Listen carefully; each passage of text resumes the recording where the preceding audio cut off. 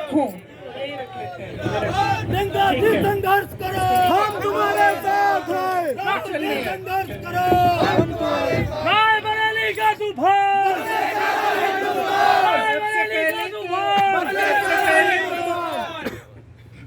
मंच पर बैठे सभी हमारे जो साथी हैं उनका मैं इधर इस कार्यकर्ताओं की सभा में स्वागत करती हूं। खासतौर से किशोरी लाल शर्मा जी जो आज अमेठी के उम्मीदवार के रूप में मंच पर आसीन है। मुझे खास खुशी है इस बात की, और जैसे उन्होंने कहा, मैंने उनसे यही बात की, सच बोला इन्होंने, मैंने यही बात की कि आपने इनसे चुनाव का संचालन मैंने सीखा। जब मैं पहली बार यहाँ 99 में आई थी अमेठी में माताजी का चुनाव लड़ने, उस समय मेरी माताजी शायद एक दिन के लिए अमेठी आई, 5 मीटिंग की, हर विधानसभा में 1 मीटिंग, और बाकी समय किशोरी जी और मैंने उनके चुनाव का संचालन किया और पूरा प्रचार किया। उस समय मैंने किशोरी जी से सब कुछ सीखा, कार्यकर्ताओं के बारे में, किस तरह से चुनाव को संचालित करते हैं, कैसे चुनाव लड़ा जाता है, सारा उस समय सीखा। तो अब जब हमारी बात हो रही थी तो सही है, कह रहे थे कि आप ही लड़ लीजिए ना, तो मैंने कहा देखिए आपने बहुत चुनाव लड़ाए हैं, इस बार मैं आपको चुनाव लड़ाऊंगी और आप चुनाव जीतेंगे। तो मैं यहाँ आई हूँ अपने बड़े भाई का चुनाव लड़वाने के लिए और अपने साथी किशोरी जी का चुनाव भी लड़वाने के लिए। अब आप हमारे प्यारे कार्यकर्ता हैं, मेरी बहनें बैठी हैं, आपकी तो उम्र वही लग रही है जो 20 साल पहले लगती थी। सब पहचाने हुए चेहरे हैं, आप परिवार के सदस्य हैं। हम सब साथ अलग अलग परिस्थितियों में लड़े हैं, और अगर हम में एक खासियत है हम सब में, तो वो ये है कि हिम्मत है हम में लड़ने की। मैं आपके बारे में ये जानती हूँ क्योंकि हमने चुनाव के समय क्या क्या देखा, किस तरह की लड़ाइयाँ। मुझे याद है एक समय एक बूथ था जहाँ कोई खड़ा भी नहीं होना चाह रहा था पोलिंग बूथ में। उस समय किशोरी जी अपने कुछ साथी लाए थे कि आप खड़े हो जाओ यहाँ पे, बहुत खतरनाक सी परिस्थितियाँ बनी हुई थी वहाँ। और मुझे याद है कि मुझे फ़ोन आया 4:30 बजे कि दीदी आप आ जाओ लेने के लिए, नहीं तो यहाँ पे तो बुरा होने वाला है। तो उस ज़माने से लेकर जब बिल्कुल मुश्किल परिस्थितियों में हम एक साथ इकट्ठे होकर दिन रात हमने काम किया और हम लड़े, ये बात हमने साबित की कि यहाँ का जो कार्यकर्ता है, अमेठी का जो कार्यकर्ता है, मुश्किल से मुश्किल परिस्थितियों में खड़ा रहता है, दृढ़ रहता है, मजबूत रहता है और कभी हिम्मत नहीं हारता। क्यों? ये गहरी बात है, आपको गहराई से समझना पड़ेगा कि ये क्षेत्र क्या है और इसका इस देश में महत्व क्या है, इस देश के इतिहास में महत्व क्या है। किशोरी जी ने जिक्र किया किसान आंदोलन का। कौन सा किसान आंदोलन? जो मोतीलाल नेहरू जी और जवाहरलाल नेहरू जी के समय था, ब्रिटिश साम्राज्य के समय। पहली बार जब मोतीलाल नेहरू जी और जवाहरलाल नेहरू जी गिरफ्तार हुए तो यहीं रायबरेली में हुए। जब वो किसानों के आंदोलन में शामिल हुए तो ब्रिटिश साम्राज्य ने उनको गिरफ्तार किया। तब से लेकर आज तक जितनी भी लड़ाई हुई है चुनाव के समय रायबरेली में, वो हमेशा एक तरफ लोकतंत्र, एक तरफ सत्य, एक तरफ सच्चाई और दूसरी तरफ हमेशा किसी न किसी तरह का आतंक और एक ऐसी राजनीति जो जनता को सर्वोपरि नहीं रखती थी। और हमेशा इस लड़ाई में आप खड़े हुए हैं लोकतंत्र के लिए। आपने जिताया है सच्चाई को, सत्य को, और लोकतंत्र के जो मूल हैं, जो असूल हैं, उन्हीं को आपने जिताया है। कभी कभी आपको लगा कि आप नाराज हुए शायद, तब भी आपने सही रास्ता दिखाया। इंदिरा जी जब हारी रायबरेली से तो नाराज नहीं हुई आपसे, उस हार से वो सीखी, उस हार से उनके मन में ये भावना है कि हाँ, जनता मुझसे नाराज है, मैंने कुछ गलत हो सकता है किया है, और फिर उस पर मंथन करके उन्होंने एक दूसरा रास्ता, अलग रास्ता पकड़ा और अगली बार चुनाव जीती। तो ये आपकी जो भूमिका रही है, रायबरेली की जनता की भूमिका, वो यही भूमिका रही है कि आपने इस देश के लोकतंत्र का प्रतीक यहाँ पे रायबरेली में पूरे देश को दिखाया है। तो आज हम कहाँ खड़े हैं? आज देश की परिस्थितियां जो हैं कई स्तरों पे उनसे अलग नहीं है जो उस समय ब्रिटिश साम्राज्य की ने परिस्थितियां बनाई थी। क्यों? क्योंकि आज देश का जो गरीब है, देश का जो किसान है, उसको एकदम नकारा जा रहा है। जितनी भी नीतियां 10 सालों में नरेंद्र मोदी जी की सरकार में बन रही हैं, वो किसी गरीब के बारे में सोचते हुए या उसकी समस्याओं को सुलझाने के लिए नहीं बन रही हैं, वो बड़े बड़े खरबपतियों के लिए बन रही हैं। और आज ये सच्चाई है कि देश का किसान पिस रहा है, मेहनत करता है, पसीना बहाता है, धरती को सींचता है अपने पसीने से, लेकिन उसकी मेहनत की कमाई उसके लिए पूरी नहीं हो रही है। आज आप जॉब करते हैं या कहीं पे आपकी नौकरी मजदूरी लग जाती है किसी गरीब की, तो जितना भी कोशिश करे, जितनी भी मेहनत करे, काफ़ी कमा नहीं पा रहा है कि उसका जीवन सुविधापूर्ण और अच्छी तरह से बीते। चाहे बच्चों की शिक्षा हो, चाहे आगे जाके रोजगार ढूंढना हो, कुछ भी हो, आगे बड़ी बड़ी समस्याएं हैं और सब इन समस्याओं का सामना कर रहे हैं, लेकिन सरकार का कोई समर्थन नहीं आ रहा है। सरकार की नीति यह है कि लो 5 किलो का राशन ले लो और हम आपको बड़े बड़े इवेंट दिखाएंगे, हम आपको बताएंगे कि सब अर्थव्यवस्था कितनी मजबूत हो रही है, ये आपको बताएंगे। आपके जीवन में ये सच्चाई नहीं दिख रही है। जितने भी ऐसे संस्थान थे जो लोकतंत्र को मजबूत बनाते थे, उन सब को कमजोर किया हुआ है नरेंद्र मोदी जी की सरकार ने।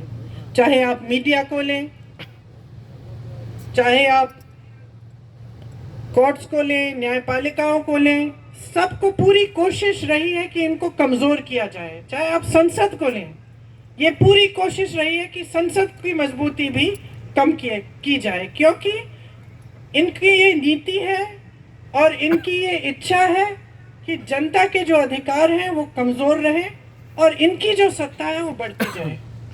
ये एकदम हमारे लोकतंत्र के जो असूल हैं उसके विपरीत है। आज देश में जो हो रहा है उसको समझना बहुत ज़रूरी है। मैं जानती हूँ आप बहुत सक्षम कार्यकर्ता हैं कांग्रेस के, पूरी तरह से आप जानकार हैं, आप समझते हैं कि देश में क्या क्या हो रहा है, राजनीतिक तौर पे भी, सामाजिक तौर पे भी। आप देख रहे हैं कि नफरत फैलाई जा रही है, आतंक भी फैलाया जाता है इनके उम्मीदवारों से। आप यहाँ रायबरेली में आपने खुद देखा है कि चुनाव आता है तो डर भय फैलाया जाता है, और चुनाव के समय भी, अगर चुनाव के समय नहीं तो बाकी समय के लिए भी ये परिस्थितियाँ रहती हैं आपकी कि आपको दबाने की कोशिश होती है, आपका शोषण किया जाता है। तो ये वो राजनीति नहीं थी जिसकी नींव महात्मा गांधी जी ने डाली। महात्मा गांधी जी ने, पंडित जवाहरलाल नेहरू ने जो आंदोलन किया वो इसलिए किया था ताकि जनता के अधिकार मजबूत हो। शायद वो सोच भी नहीं सकते थे कि एक दिन एक ऐसी सरकार आएगी इस देश में जो उन्हीं को देशद्रोही कह के ये कहेगी कि अगर हमें 400 सीट दे दो हम संविधान को बदल डालेंगे। वो सोच भी नहीं सकते थे शायद कि ऐसी स्थिति देश में कभी आएगी, कि देश के प्रधानमंत्री जो भाषा इस्तेमाल कर रहे हैं या जिस तरह की बातें कर रहे हैं चुनाव के समय, वो अपने पद का स्तर इतना गिरा देंगे कि अपने पद की गरिमा के बारे में सोचेंगे ही नहीं, कि अपने पद की अहमियत के बारे में का आदर भी नहीं करेंगे। और शायद वो ये सोच भी नहीं सकते थे कि एक ऐसा दिन आएगा जब हमारी जनता की को कमजोर करने की कोशिश सरकार करेगी। हमारे देश की, हमारे धर्म की परंपरा रही है। किसी भी गुरु की सीख आप देख लीजिए, पूरे हिंदू धर्म में, कल्याण सिंह जी, सिख धर्म में भी, सब धर्मों में कि जो भी परंपरा रही है, जो भी हमें सिखाया गया है, वह यही सिखाया गया है कि सेवा का धर्म होना चाहिए, सत्य के पथ पे चलना चाहिए, और देश में जनता जो है, जो गरीब है, जो किसान है, जिसके पास कम है, जो कमजोर है, वही सर्वोपरि होना चाहिए। यही हमारी राजनीति का हमेशा आधार रहा है। आप यहाँ सोनिया जी के संसदीय क्षेत्र के कार्यकर्ता हैं, आप जानते हैं कि हमने हमेशा किन असूलों को आगे रखा है, किस तरह से हमने काम करने की कोशिश की है। हमने विकास को सर्वोपरि रखा। यहाँ किशोरी जी ने आपको बताया, लेकिन बताने की जरूरत नहीं है, आप जानते हैं, चाहे एम्स हो, चाहे कुछ भी हो, चाहे ITI हो, चाहे कुछ, पूरे अमेठी में जितना विकास एक समय में किया गया था, जब क्षमता थी, सरकारें थी, तो पूरा विकास हमने कराया, और इसमें हम कभी पीछे नहीं हटे। मैं हमेशा मिसाल देती हूँ कि मैं अपने पिताजी के साथ अमेठी आती थी, और उसी तरह से आप जानते हैं कि माता जी के साथ कई बार रायबरेली आई। गांव में हम जाते हैं, जनता डांट देती है, कोई कह देता है कि भाई सड़क नहीं बनाई, हमने आपको नल के बारे में पूछा था, 6 महीने हो गए, साल भर हो गया, आपने अभी तक नल नहीं लगवाया। ये एक आपका अधिकार रहता है। यही हमारी राजनीति रही है कि आपका अधिकार है, आप डांटो, आप नाराज हो, आप सवाल उठाओ, आप लड़ो हमसे। कितनी बार आपने डांटा है मुझे, एक आध बार मैंने भी डांट दिया, उसके लिए माफी मांग ली। तो ये हमारी राजनीति यही रही है कि अधिकार आपका है, सत्ता देने वाले आप हैं। आज अगर हम अकेले चुनाव लड़ने जाएं, आपके बिना, आपकी मदद के बिना, तो वो नतीजा नहीं आएगा जो तब आता है जब आप सब लगते हैं, आप सब दिल से काम करते हैं, और हमारे साथ जनता जुड़ती है। और यहाँ की जनता हमेशा जागरूक रही है। ये मुझे याद है सोनिया जी के पहले चुनाव से, जब मैं उन लोगों को बूथ में गई लेने के लिए, उस चुनाव से मुझे याद है कि यहाँ की जनता जागरूक रहती है, समझदार है। आप जानते हैं कि काम करने वाला कौन है, आतंक फैलाने वाला कौन है। आप जानते हैं कि हमारी सुनवाई कहाँ होगी और हमें धमकाया कहाँ जाएगा। ये आपको अच्छी तरह से ये सारी चीज़ें अपने क्षेत्र के बारे में मालूम है। और यहाँ की खूबी ये है कि सिर्फ अपने क्षेत्र तक सीमित नहीं, आप पूरे देश की राजनीति को अच्छी तरह समझते हैं। तो ज़्यादा समझाना नहीं चाहती मैं जानती हूँ आपको ये सब जानकारी है, लेकिन देखिए आज देश में परिस्थितियाँ ठीक नहीं है। आज जनता की मांग है, महंगाई कम करो, रोजगार दिलवाओ, हमारा भविष्य मजबूत करो। और सरकार की बातें हैं कि हिंदुस्तान में चुनाव हो रहा है, पाकिस्तान की बात कर रहे हैं। लोगों को ये कहने की कोशिश करेंगे कि कर रहे हैं कि कांग्रेस पार्टी आपके भैंस चुराएगी, आपके गहने चुराएंगे। भय फैलाने वाली बात, जिसको आप अच्छी तरह समझते हैं, क्योंकि आपने बार बार अपने क्षेत्र में ये देखा है कि किस तरह से गांव-गांव में जाके झूठ फैलाए जाते हैं, भय फैलाया जाता है, और ये कोशिश होती है कि जज्बातों के आधार पर, भय के आधार पर जनता वोट दे दे। और यही जो सिलसिला है, इसने हमारे लोकतंत्र को कमजोर किया है। आज अगर ये लोग चुनाव के मंच पर आकर पाकिस्तान की बात या धर्मों को लड़ाने की बात कर सकते हैं, या आपको ये महसूस करा सकते हैं कि कहीं से आपके धर्म पर आंच आने वाली है या आपको घबराने की ज़रूरत है, तो आप समझते हैं कि ये इसलिए कर रहे हैं क्योंकि इससे आपके जज्बात उभरेंगे और इनको वोट मिलेंगे। और एक बार इनको वोट मिल जाता है, इनको सत्ता मिल जाती है, तो आपने खुद अनुभव किया है कि 10 सालों में आपके लिए क्या नहीं किया है, क्या किया है इन्होंने। जो जो प्रोजेक्ट ये दिखा रहे हैं अपने इश्तिहारों में, ज्यादातर वो प्रोजेक्ट कांग्रेस के जमाने में पास हुए, तब शुरू हुए, अब जाके बन रहे हैं। परिवारवाद की बात करते हैं। जितने भी लोग ये कहते थे कि परिवारवाद परिवारवाद, अब इनकी पार्टी में देखिए, तमाम बेटे बेटियां चाची चाचियां सब इनकी पार्टी में इकट्ठे हो रहे हैं। फिर परिवारवाद की बात कहाँ गई? भ्रष्टाचार की बात करते हैं। सबसे बड़ा भ्रष्टाचार का तो स्कीम इन्होंने निकाला है, इलेक्टोरल बॉन्ड का स्कीम। इन्होंने तो इसको एक स्कीम बना दी, स्कीम बना दी कि जो भी चंदा देगा भाजपा को उसका नाम गुप्त रहेगा। जब नाम बाहर आए तो इनकी बदौलत बाहर नहीं आए। बाहर आए इसलिए क्योंकि सुप्रीम कोर्ट में केस लगा और न्यायाधीशों ने बोला कि बाहर निकालो लिस्ट। अब सूची देखिए, और ये सब बातें आपको समझानी चाहिए लोगों को। किस किस से चंदा लिया है? जिसने गुजरात में वो पुल बनाया, जो पुल गिर गया, जिसमें सैकड़ों लोगों की जिंदगी गई, उस पुल बनाने वाली कंपनी से चंदा लिया। वैक्सीन बनाने वाली कंपनी से 52 करोड़ रुपए चंदा लिया। जिसको धमकाया था, जिस पे छापे लगाए थे, उनसे चंदा लिया, छापे बंद। जिस पे केस लगाए थे, चंदा लिया, केस बंद या ठंडे बस्ते में। और इसका नतीजा क्या हुआ कि भाजपा दुनिया की सबसे अमीर पार्टी बन गई। दुनिया की सबसे अमीर पार्टी। वो आपकी भावनाएं कैसे समझ पाएंगे? आपने हमेशा जो काम किया है, एक भी पैसा लेने के बिना किया है। आपको वेतन नहीं मिलता, आप कांग्रेस के कार्यकर्ता हो, आप जन सेवा करते हो, सेवा की भावना से करते हो।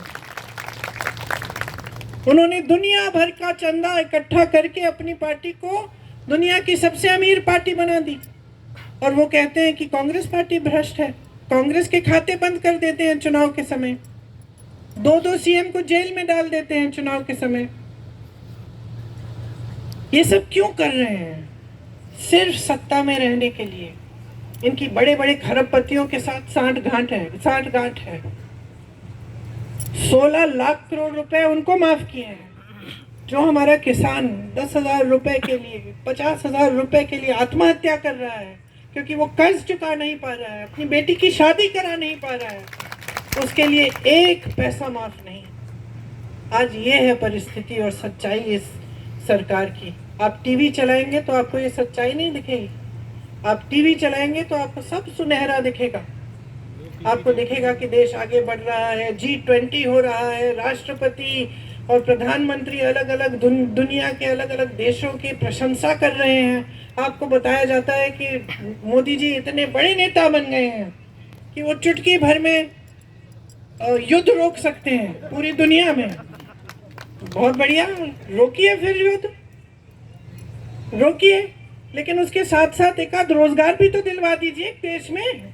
इतनी सत्ता है, इतने बड़े नेता हो, 10 साल से तुम्हारी सरकार है, जो किया है उसके बारे में तो बताइए जनता को।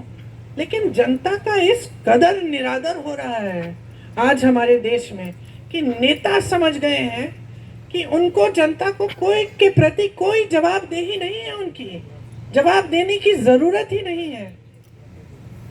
एक बात मेरे मन में बैठ गई जब मैं यहाँ 22 में चुनाव के लिए काम कर रही थी। बघेल जी आए थे और मैंने कहा था उनके लिए हमने आयोजित किया था एक प्रोग्राम जिसमें बिजनेस के लोगों से वो उनकी बातचीत हो रही थी।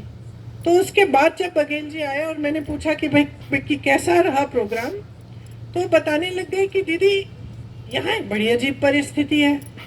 मैंने कहा क्या? कहते सवाल नहीं पूछते, ज़्यादा थोड़े डरे हुए हैं लोग। तो मैंने कहा आपको क्या लगता है क्यों? तो कहते हैं दबाव रहता होगा, सरकार का दबाव रहता होगा। फिर उन्होंने एक बात कहा कि दीदी हमारे छत्तीसगढ़ में तो एकदम अलग है। मैंने कहा क्यों? कहते देखिए हमारा जब ध्यान काम पे रहता है ना तो जनता हमको कुछ भी पूछ सकती है। हमें मालूम है कि हमें काम के आधार पर वोट लेना है। तो हमारी जवाबदेही जनता के प्रति रहती है। यहाँ पे क्या परिस्थिति है, उत्तर प्रदेश की बात कर रहे थे कि वोट लेने के समय नेता जानता है कि धर्म की बात करेगा उसको वोट मिल जाएगा, तो एक तरह से उसने अपनी जवाबदेही खत्म कर दी है, क्योंकि अब वो जान गया है कि चुनाव के समय मैं जज्बातों की बात कर दूंगा, मैं धर्म की बात उठा दूंगा, वोट तो मुझे मिलने ही मिलने हैं, तो फिर मैं काम क्यों करूं। तो ये भावना जब किसी ऐसे व्यक्ति के दिल में आ जाती है जिसके पास इतनी सारी सत्ता है कि भाई मुझे काम करने की जरूरत ही नहीं है, बगैर काम किए धर्म की बात करके या बड़े बड़े सपने दिखा के या बड़े बड़े झूठे वादे करके ही मुझे वोट मिल जाएंगे, तो वो काम करना बंद कर देता है जो सही काम है। और उसका ध्यान कहाँ जाता है, अपनी सत्ता के प्रति, किस तरह से अपनी पार्टी के लिए धन इकट्ठा किया जाए, किस तरह अपने खरबपति मित्रों को मजबूत बनाया जाए। और साठ गांठ की बारे में मैंने क्यों बात की, क्योंकि आज देश की पूरी मीडिया बड़े बड़े खरबपतियों की है। जो पैसे, जो धन भाजपा ने इकट्ठे किए हैं, किसके पैसे हैं, कहाँ से आया है वो धन। जो 16 लाख करोड़ रुपए माफ किए गए हैं इन खरबपतियों को, वो किसका धन है, देश का धन है, मोदी जी का धन नहीं है, वो देश का धन है, वो आपकी संपत्ति है। तो ये सारी बातें आज हमें समझनी पड़ेंगी, क्योंकि अगर हम इन बातों को ठीक से नहीं समझेंगे तो हम बाकी लोगों को कैसे समझाएंगे कि कितनी भीषण परिस्थितियां हैं आज देश में, और हमारा पूरा जो लोकतंत्र है वो खतरे में है। हम बार बार बोलते हैं मंच पे, लोकतंत्र खतरे में है, लोकतंत्र खतरे में है। इसका मतलब क्या है, जो गांव में रहता है, जो किसान है, जो गरीब है, उससे क्या मतलब है इस लोकतंत्र का। ये समझाना जरूरी है कि इस लोकतंत्र ने अधिकार दिया है आपको, वोट का अधिकार, जो सबसे बड़ा औजार है जिससे आप अपने जीवन में बदलाव ला सकते हैं या फिर आप अपने भविष्य को अंधकार में भी ढकेल सकते हैं। ये समझाना जरूरी है। ये समझाना जरूरी है कि अगर संविधान बदलेगा, इसका मतलब क्या है। क्या आपका वोट कल को आपको नहीं मिलेगा, क्या आरक्षण कम हो जाएंगे, क्या जो आपके अधिकार हैं, जैसे कांग्रेस ने आपको भोजन का अधिकार दिया, जनता को शिक्षा का अधिकार दिया, इनका क्या होगा अगर संविधान बदलेगा। ये सब बातें समझानी बहुत जरूरी है। बाकी शायद 329 घंटे हैं अभी से लेकर चुनाव तक। 2-4 घंटे हर रोज सोने के लिए रख लीजिए, बाकी सब मेरे हैं। दौड़ाऊंगी, काम कराऊंगी, डांटूंगी, कंधे से कंधा लगाकर आपके साथ लड़ूंगी। और अगर एक सेना है इस पूरे देश में जो लड़ना जानती है तो ये सेना है।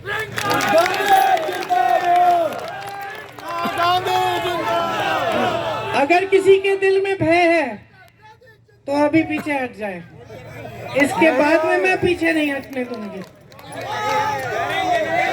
हमें लड़ना है, एक साथ लड़ना है, और दोनों अमेठी और रायबरेली में चुनाव जिताना है। ये राहुल भैया का चुनाव है, ये राहुल भैया का चुनाव है। हम सबके लिए एक निजी बात है, हमारे सम्मान की बात है, लेकिन इससे बहुत बड़ा चुनाव भी है। आज जो रायबरेली और अमेठी से संदेश जाएगा वो इस देश के लोकतंत्र को बचाने का संदेश जाएगा। ये वो किला है जो भाजपा गिरा नहीं पाई पिछले चुनाव में। नहीं गिरा पाई। ये वो किला है जिसकी रक्षा आपने की। यहाँ से हमेशा इस देश को सही संदेश ही जाता है। जब ये संदेश हमारे पक्ष में नहीं गया, मैंने बात की इसके बारे में, इंदिरा जी के बारे में, तब भी आप जागरूक थे, आज भी आप जागरूक हैं। यहाँ से जो आप संदेश पूरे देश में भेजेंगे उसकी चर्चा पूरी दुनिया में होगी।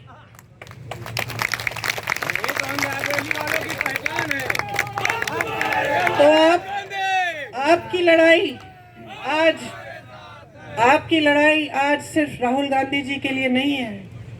आपकी लड़ाई सिर्फ हमारे लिए, अपने लिए नहीं है। आपकी लड़ाई अपने गांव के हर एक व्यक्ति के लिए है, अपने शहरों के लिए है, अपने प्रदेश के लिए है और अपने देश के लिए है। इस मिट्टी के लिए है जिसके लिए बड़े बड़े नेता शहीद हुए। आज परिस्थितियां ये हैं कि इंदिरा गांधी जैसी शहीद महान महिला को ये लोग देशद्रोही कह रहे हैं। यहाँ आपके साथ कंधे से कंधा लड़ा के लड़ी, हमेशा सही पथ पर, सत्य के पथ पर चली। महान संघर्ष हुए उनके जीवन में, आपने साथ दिया। जब आपको टोकना था आपने टोक भी दिया, साथ नहीं छोड़ा। ना उन्होंने आपका साथ छोड़ा, ना आपने उनका साथ छोड़ा। मैं तो नहीं छोड़ने वाली साहब।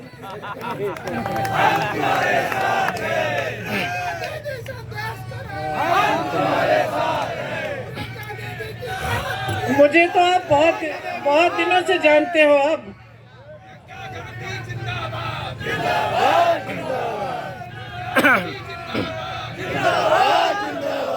ये वो मिट्टी है, ये वो मिट्टी है इस देश की जिसमें मेरा परिवार का खून मिला हुआ है, जिसके लिए हम आज लड़ रहे हैं,